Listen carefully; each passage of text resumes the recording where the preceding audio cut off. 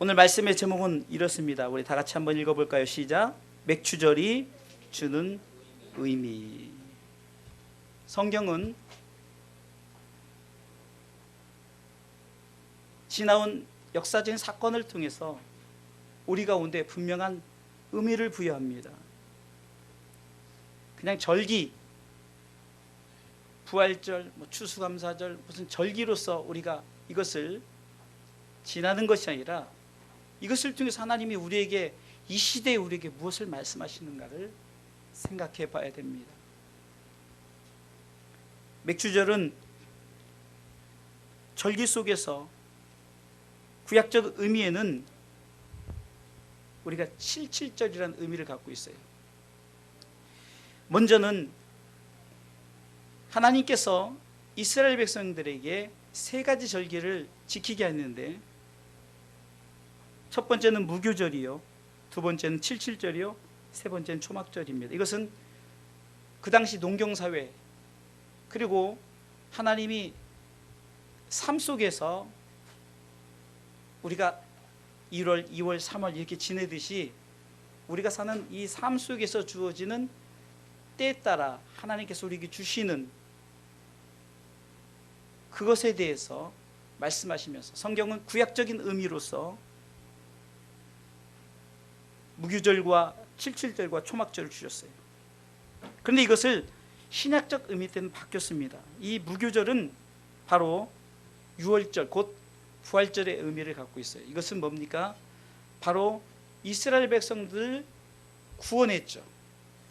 그 구원에서, 그러니까 예수님이 이 땅에 오셔서 우리를 구원했던 구원의 사건을 함축한 거예요. 그래서 우리가 유월절, 그때는 무교절이라는 것은 쉽게 해서 하나도 맛없는 떡이에요. 누룩 없는 빵이니까 딱딱하고 맛 하나도 없는 그것을 먹으면서, 또 쓴 나물을 먹으면서 그 당시를 기억하라는 거죠. 예수님이 이 땅에 오셔서 십자가 지시고 고난을 당하시고, 그리고 장사한 지 사흘 만에 부활하시고, 이것뿐만 아니라 승천하시고 다시 오실 재림, 어떤 이 모든 것을 담아서 우리는 바로 유월절, 이것이 현대적 의미로는 예수 그리스도에 대한 이야기라는 거예요. 이 유월절을 통해서는 바로 예수 그리스도, 그분이 이 땅에 오셨고 죽으셨고 부활하셨고 승천하셨고 재림하신, 제가 이번 주에도 수요일날 성경 공부를 통해서 예수님은 누구신가에 대해서 우리가 예수님이 스스로 말씀하셨을 때 이 5가지 예수님 우리가 반드시 기억해야 되겠죠. 이것은 왜냐하면 바로 성경을 처음부터 끝까지 압축해 놓은 거기 때문입니다. 바로 예수님에 대한 얘기인데, 예수님이 오셨다, 성육신이죠. 예수님이 성경대로 죽으셨다, 성경대로 부활하셨다, 성경대로 승천하시고 성경대로 재림하실 것이다. 이 5부분의 예수님을 우리가 바로 우리 하나님께서는 무교절 절기를 통해서 우리 가운데 말씀하신 거예요.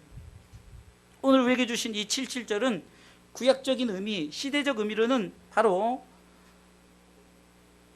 우리나라도 농경사회 아닙니까?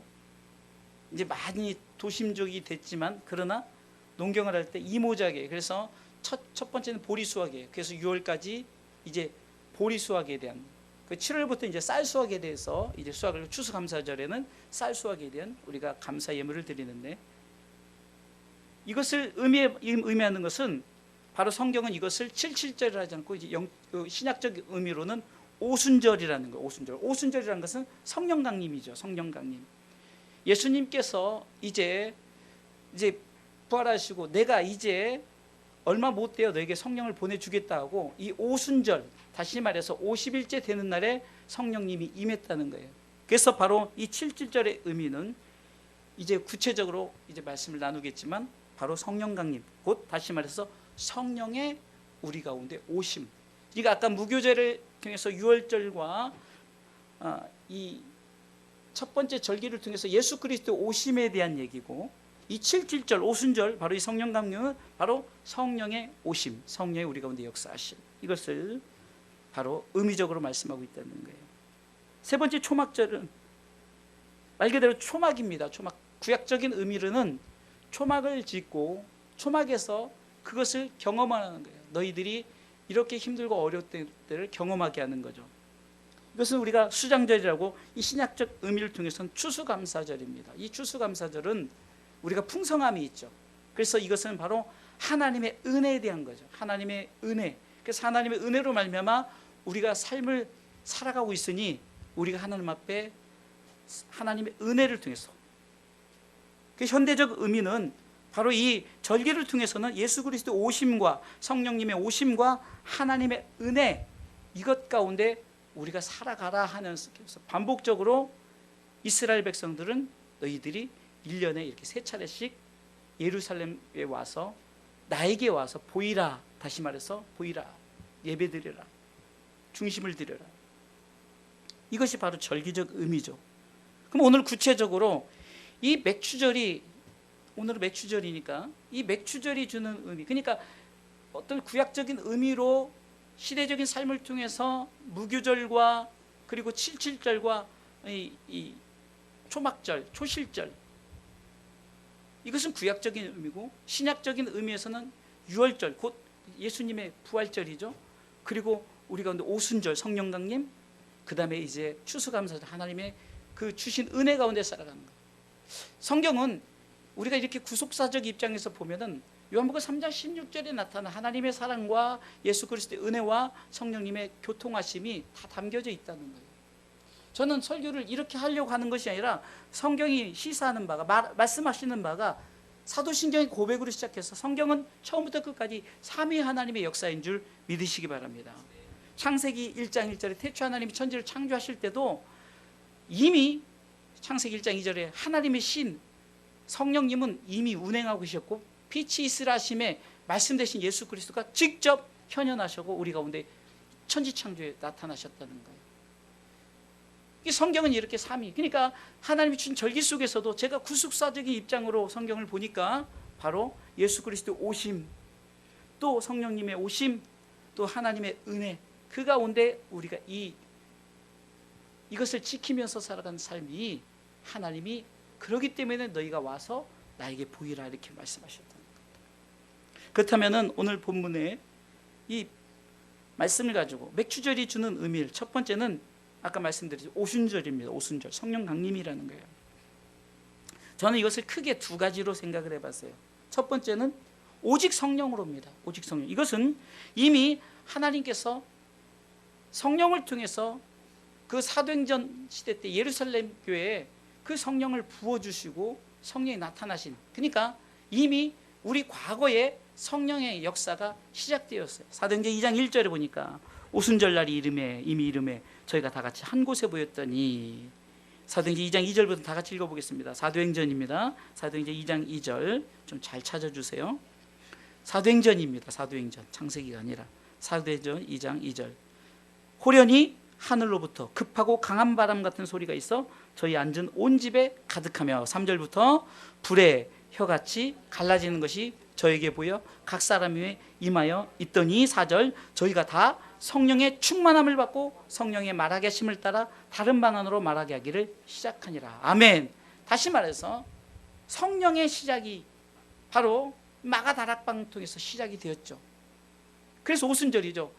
예수님께서 사도행전 1장에 보면은 자 너희가 기다리라는 거죠. 내가 너희에게 보내주겠다는 거예요. 성령을 보내주겠다.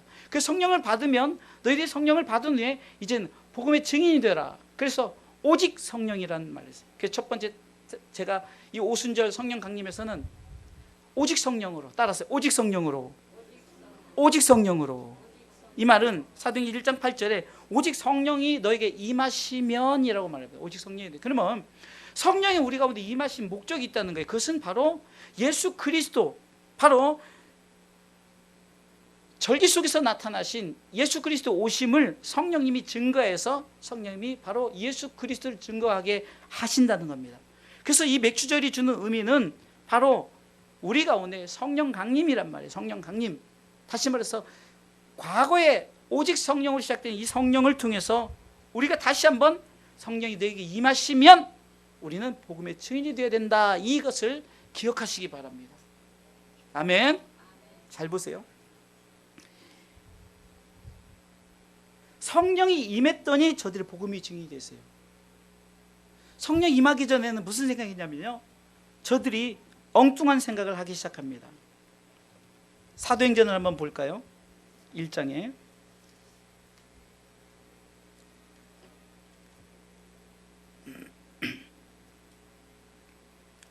6절 보겠습니다. 6절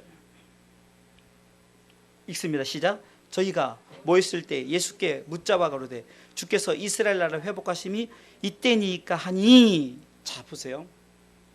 이 당시에 예수님을 따르던 자들이 예수님이 정말로 이제 부활하신 거예요. 야, 그냥 깜놀이 생긴 거예요. 정말 깜짝 놀란 사건이 생긴 거예요. 그러니까 야, 예수님이 말씀하신 이제 하나님의 나라가 이제 지금 이 땅에 임하는 거하고 뭔가 기대를 하고, 야, 정말 내가 이제 그때를 바라, 야, 이제는 내가 예수님 따라다니기를 잘했지, 이제 나에게 뭔가 주어질 것이다라고 그런 착각을 하던 그때 예수님께서 7절과 8절 말씀하시는 거예요. 읽어볼까요? 7절. 가라사대 때와 기한은 아버지께서 자기의 고난에 두셨으니 너희 알 바 아니요.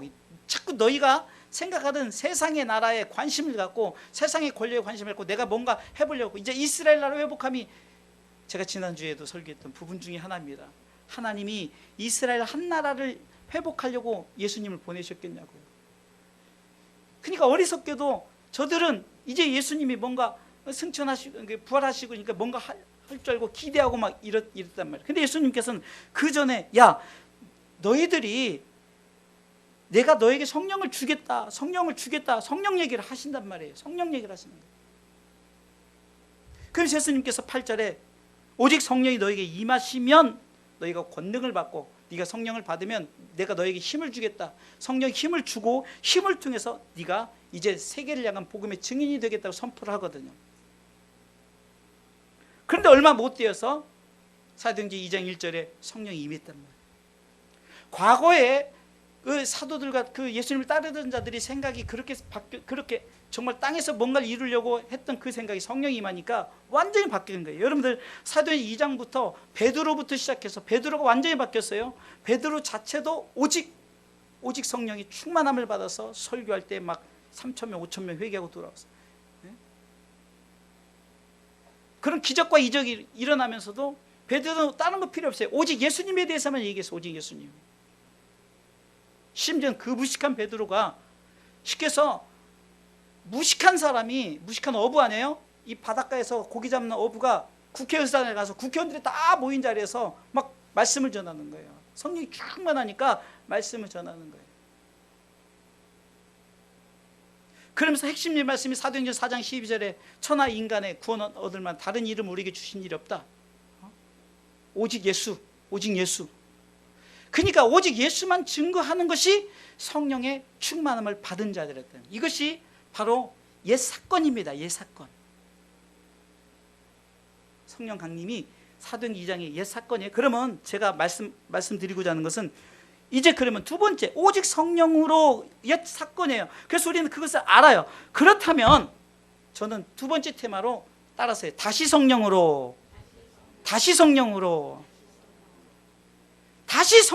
우리가 충만함을 받아야 되는 거예요. 왜냐하면 지금요, 성령의 충만함이 지금 온데간데 없어지기 시작합니다. 예수님께서 내가 너에게 성령을 주는 것은 복음의 증인되라고 주셨단 말이에요.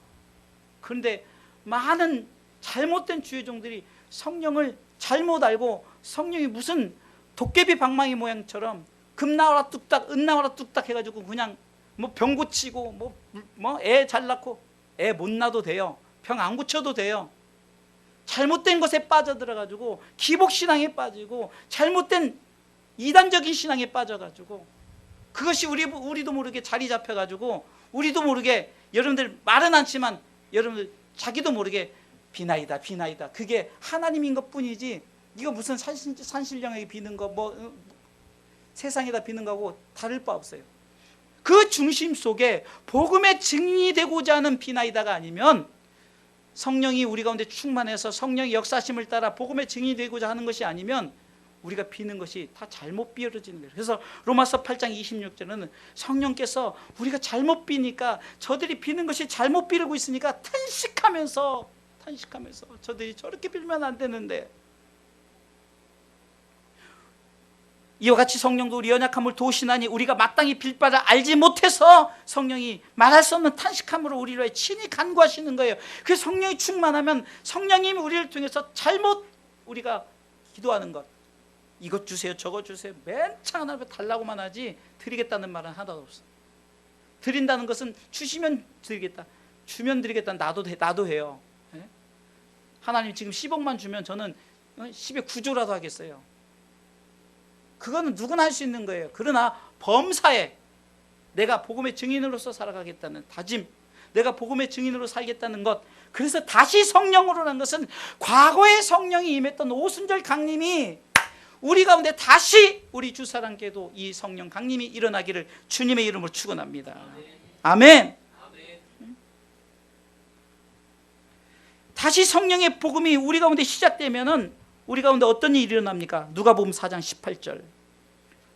성령이 임하면은요, 가난한 자에게 복음을 전하게 하시려고 내게 기름을 부으시고 나를 보내사 포로된 자에게 자유를, 눈먼 자에게 다시 보게 함을 전파하며 눌린 자에게 자유케 하고. 이것은 우리가 육적으로 소경을 눈뜨게 하고 뭐 절름발이 걷게 하고 이것이 아니라 영적인 절름발이, 영적인 눈먼 자, 영적인 치매 환자, 이런 자들에게 성령이 임하였더니 복음을 전하게 하심에 이 맥주절이 주는 의미는 다시 성령으로, 할렐루야,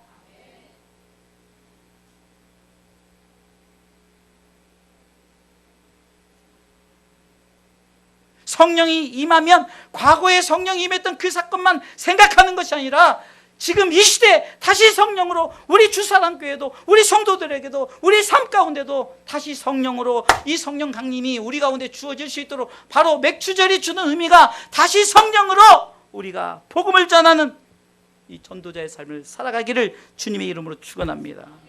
아멘. 그래서 요한복음 6장 63절에도 살리는 것은 영이라는 거예요.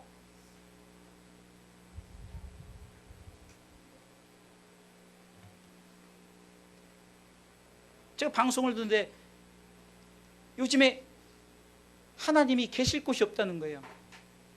왜냐하면 과학이 발달하고 문명이 발달하니까 인간들이 다 하거든요. 옛날에는 병 고쳐달라고, 왜? 암병을 못 고치니까 고쳐달라고. 그래서 정말 암을 고치는 기적이 일어나고 막 일어났잖아요. 요즘 의사가 다 고치니까 하나님이 할 일이 없으니까 그냥 의사에게 매달리고 그냥 그러지. 그러니까 막 간절한 기도가 없다는 얘기를 할 때 정말 좀 이해가 되는 거야. 정말 맞다.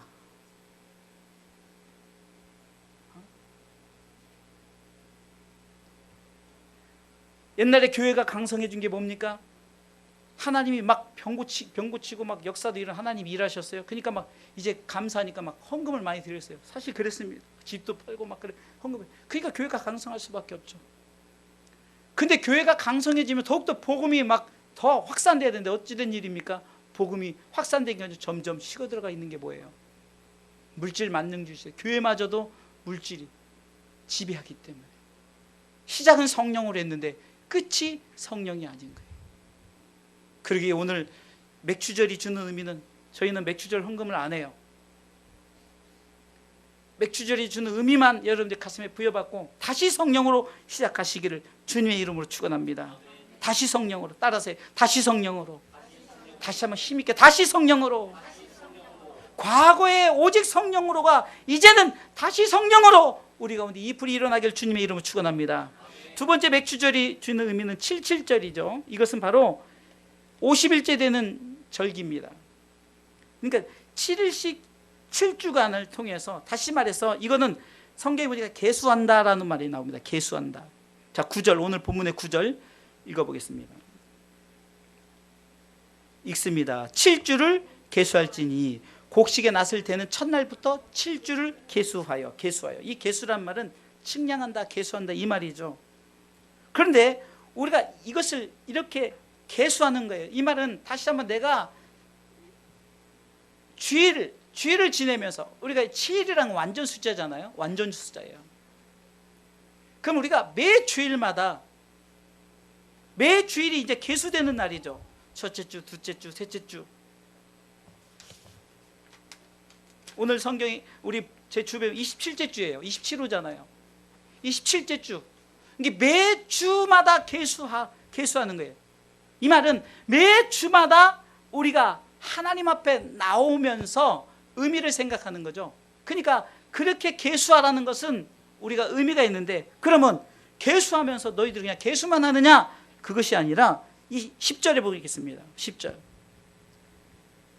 읽습니다. 내 하나님 여호와 앞에 7절을 지키되 내 하나님 여호와께서 내게 복을 주신 대로 내 힘을 헤아려 자원하는 예물을 드리고. 아멘. 이 복음 전도자들이 복에 대한 얘기를 하면서 야 너희들이 복 받았으니까 예물 드려 이렇게 하는데, 저는 그게 아니라는 거예요. 저는 하나님이 주신 대로예요. 하나님이 주신 대로 내게 주신 복이라는 거예요. 어떤 사람에는 10,000원의 복을 줬었고 어떤 사람은 10억의 복을 줬어요. 그럼 그거 복을 주신 대로 감사하면 되는 거예요. 우린 자꾸 남들 10억만 쳐다보고 왜 내게는 안 주고 내게는, 그래서 난 뭐 드릴 것도 없네. 하나님 보시기에는 10,000원의 감사나 10억의 감사나, 하나님 보시기에는 네가 매주마다 계수한다. 네가 매주마다 나에게 나오면서 내가 너에게 주신 복에 대한 감사를 하는 거예요. 할렐루야. 7절을 통해서 무엇을 계수합니까? 내게 주신 받은 복을 계수해 보시기 바랍니다. 찬송가 우리는 옛날 통일 찬송가를 쓰죠. 489장에 보면은 받은 복을 세어보아라. 받은 복을 세어봐라. 제가 거의 15년 전에 들은 극동방송 운전하다가 들은 방송 얘기인데, 어떤 사람이 너무 힘들고 어려워서 죽고 싶은 거예요. 그래서 죽으려고 자살하려고, 그리스도인인데 죽으려고 자살하려고 하는데 극동방송을 틀어봤는데 받은 복을 세어보아라 이 찬양이 나오더라는 거예요. 그래서 한번 내가 받은 복을 한번 적어봤대요. 그랬더니 너무나도 받은 게 너무 많은 거예요. 내게 주어진 복이 정말로 내게 아무것도 없을 때 와서 내게 왜 뭐 예를 들어서 뭐 구체적으로 그렇게 기록 안 했지만 제가 생각해 내가 결혼해서 뭐 애 낳고 또 과거에 생각나는 모든 것들 여러분들 이 적어봤더니, 그래서 이 사람이 너무나도 하나님의 받은 복이 많아서 세어봤더니 너무 많아서 자살을 그치고 주일에 힘썼다는 얘기를 본인이 직접 그 간증하는 시간을 통해서 제가 방송을 한 15년 전에, 근데 그게 항상 생각이 나는 거예요. 저는 요즘에 내게 주신 복이 얼마나 많은지 감사한지 몰라요. 그런데 우리가 가장 큰 복이 뭡니까? 예수 믿는 복 아닙니까? 예? 예수 믿는 복에 대해서 오늘 성경은 내게 주신 복을 감사하면서, 그러면 내가 지금 예수 믿어서 천국 가는 복을 받은 것도 감사. 그런데 내게 그것 플러스 오늘도 이렇게 멋진 옷을 주시고 멋진 넥타이를 주시고 멋진 교회를 주시고 이렇게 시원하게 예배 드릴 수 있는 장소를 주시고 이 대한민국 살게 해주시고, 아까도 방송에 보니까 필리핀의 김양숙 선교사님, 이 여자분은 그곳에서 필리핀 조직폭력계 보스와 결혼해가지고 그 톤도라는 그 빈민촌, 세계 3대 빈민촌 중에 하나인 그곳에서 평생 복음을 전하는 그 모습을 보니까 야 정말로 저렇게 복음을 전하는, 그거에 비하면 얼마나 우리 받은 복이 많냐고요. 제 목회요? 우리 교회요? 정말 우리 너무 좋아요. 저 목회 현장 너무 좋아요. 우리 성도들도 이렇게 나올 수밖에 없는 거예요. 우리 목사님은 저거밖에 안 돼. 우리 교회는 저거밖에 안 돼. 우리 성도는 저거밖에 안 돼. 이러면요 받은 복을 세어볼 수가 없는 거예요. 7절이 주는 의미는 계수입니다. 내게 주신 복을 계수하시기 바랍니다. 세어보세요. 그러면서 하나님 앞에 즐거워하란 말이에요. 11절에 읽어보겠습니다. 너와 내 자녀와 노비와 내 성중에 거하는 레위인가. 이 말은 모든 사람이에요. 보세요. 자녀, 노비, 성중에 거하는 레위인, 고아, 과부, 이렇게 보면 하여튼 모든 사람이 내 하나님 여호와께서 그 이름을 두시려고 택하신 곳. 아멘. 여러분이 사는 삶이라는 거예요. 여러분이 살고 있는 이 삶, 택하신 곳이, 그곳에 하나님의 이름이 계시다는 거예요. 하나님의 이름이 계신 이 여러분의 삶 속에서 즐거워하라는 겁니다. 할렐루야. 불평하지 마시고 감사하면서 저는 오늘도 내 영혼이 은총이 입어 중한지지 이 찬양하는데 얼마나 정말 은혜가 되는지 모르겠어요. 찬양을 드리면서 여러분들 자꾸 즐기세요. 찬양도 즐기고 뭐 이게 모르는 찬양만 하고 뭐 이런 가사만 봐도요 은혜가 돼요. 그리고요 그냥 하다 보면 우리 아이들 따라해서 이 아이들 따라하는 거 보세요. 이거 애들만 하는 거야. 착각이에요. 하나님이 주신 백성은 하나님을 찬송하게 돼 있는 거예요. 애들만이 아니라 즐거워하게 돼 있는 거예요. 할렐루야. 우리가 세례를 받을 때 소일이 제1문 1답이 뭡니까? 사람의 제일 든 목적이 뭡니까? 하나님을 영화롭게 하고 그를 영원토록 즐거워하는 것이죠. 그를 즐거워하기 위해서 우리 77절이 주는 의미는 매번 주일날 나오면서 내게 주신 복에 감사하면서 즐거워하십시오. 할렐루야. 즐거워하시란 말이에요. 주일은 즐거워하는 거예요. 예? 찡그리고 두리번 거리는 것이 아니란 말입니다. 감격의 찬양과 감격의 예배와 감격의 기도와 하여튼 모든 드려짐이 있어야 되는 거예요. 성도의 교제가 있어요. 점심 식사가 얼마나 좋습니까? 이것이 성도의 교제예요. 즐거워하십시오. 예? 세 번째는 12절 보겠습니다. 12절. 너는 애굽에서 종되었던 것을 기억하고 이웃 계례를 지켜 행할지니라. 자 보세요. 과거의 7절을 우리 가운데 말씀하시 보니까 너희가 이것을 기억하고 지켜 행하라고 말하잖아요. 그러니까 주일을 우리가 매번 계수할 때마다 받은 복을 계수하고 즐거워할 뿐만 아니라 우리가 이것을 기억하고 이날을 지켜서 아이고 벌써 주일이네 이거 주일날 이러지 마시고 주일을 기억하고 기다리고 행하시길 주님의 이름으로 축원합니다. 바로 이 7절은 성령, 오직 성령으로 다시 성령으로의 의미만 주는 것이 아니라 두 번째, 하나님께서 주일을 계수할 때마다 내게 주신 복을 감사하면서 즐거워하는 삶, 내게 주신, 이거 성경은 11절이 분명하니까 여호와께서 그 이름을 두시라고 내가 택하신 그곳이라는 거예요. 여러분들 부르신 그곳. 아브라함에게는 야 네가 지금 하란에 있지 말고 그곳을 떠나서 이제 가나안 땅으로 가라고 그곳에서 부르셨잖아요. 모세를 가시떨기 앞에서 부르셨죠. 부르신 그곳, 여러분 삶 속에서 하나님을 즐거워하시고 할렐루야, 이것을 기억하면서 행하는 삶을 살아가시길 주님의 이름으로 축원합니다.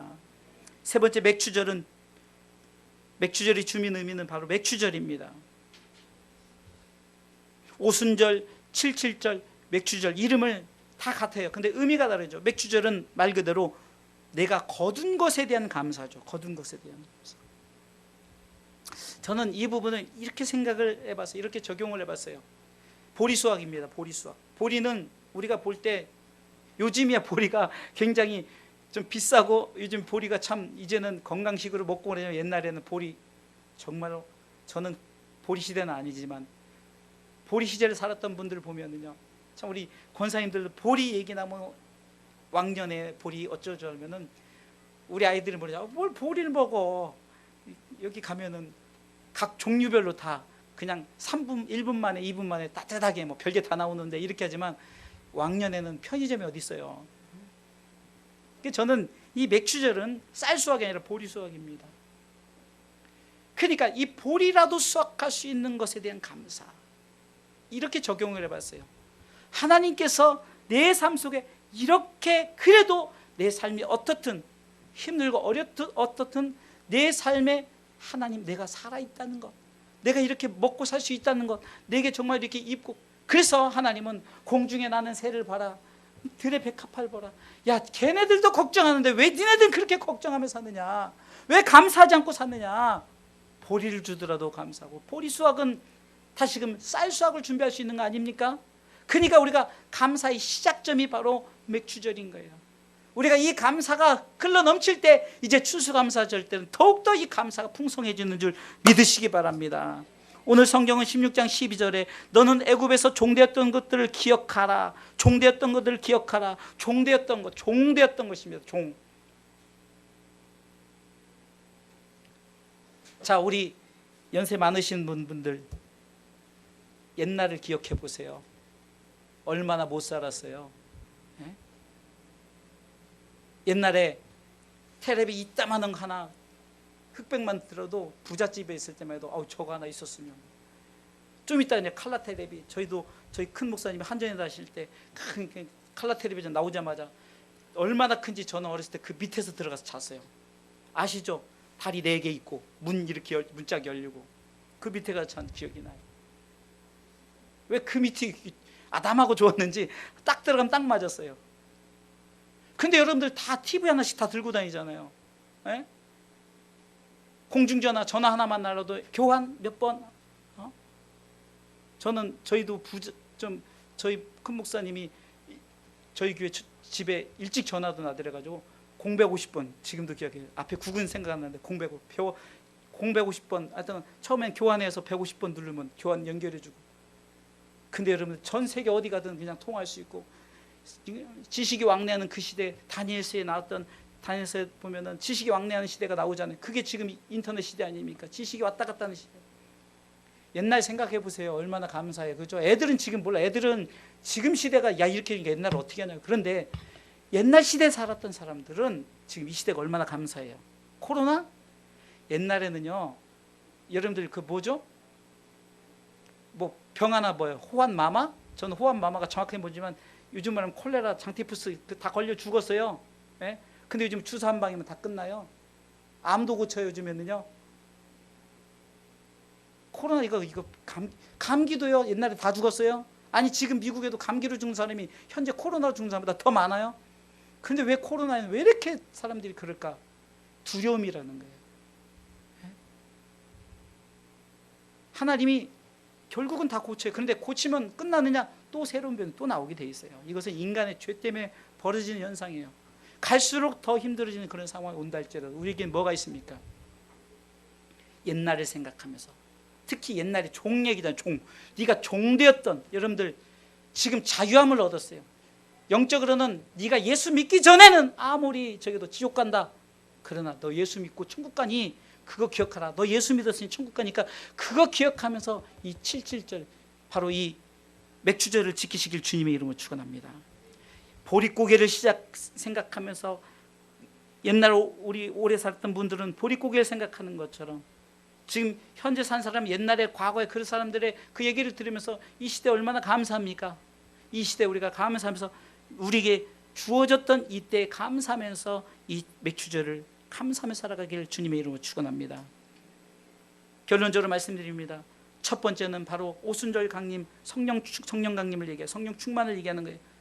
두 번째 뭡니까? 우리가 삶의 측량의 계수해보라는 거예요. 받은 복에 대해서 감사하고 즐거워하는 삶을 살면서 우리가 기억하고 지키라는 거죠. 세 번째는 과거를 생각하면서 감사하시기 바랍니다. 과거에 정말 힘들고 어려웠던 때, 이거는 육적인 거예요. 영적으로는 예수 믿지 않았을 때. 그러나 예수 믿었으니 얼마나 감사합니까? 우리가 이렇게 믿음으로 감사의 삶을 살아가시기를 주님의 이름으로 축원합니다. 따라서 하시기 바랍니다. 성령 충만, 다시 성령으로,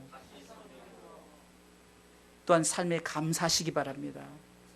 그리고 우리가 과거를 생각하면서 예수 믿은 것에 대해서 감사하면서 이 땅을 힘있게 살아가는 우리에게 주는 이 백주절이 주는 의미를 갖고 믿음으로 살아가시길 주님의 이름으로 축원합니다.